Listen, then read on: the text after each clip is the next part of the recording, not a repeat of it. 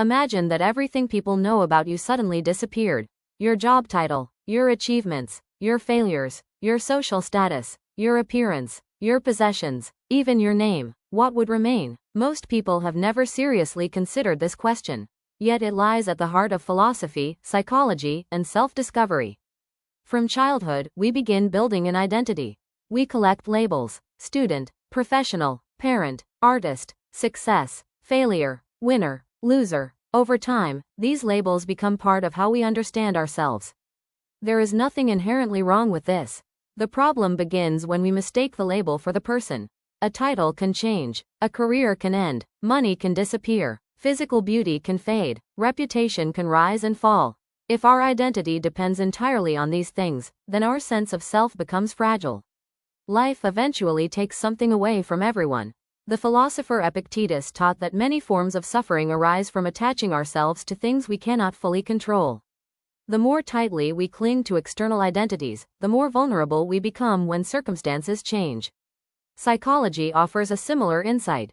Research suggests that people who base their self-worth entirely on achievement, appearance, or social approval often experience greater anxiety and emotional instability.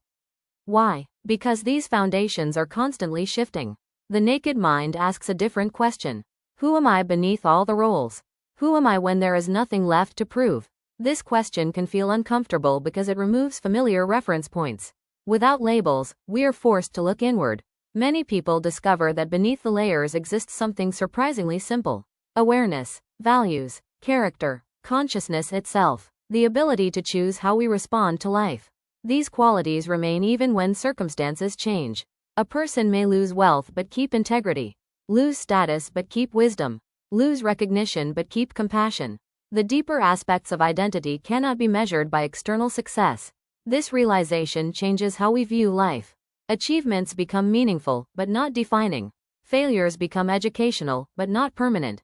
Praise becomes pleasant, but not necessary. Criticism becomes informative, but not destructive. The self becomes larger than any single role. The next time you introduce yourself, think about how quickly labels appear. We often describe what we do before describing who we are. Perhaps that is natural, but perhaps it is also incomplete. Because beneath every title is a human being. And beneath every role is a deeper identity waiting to be discovered.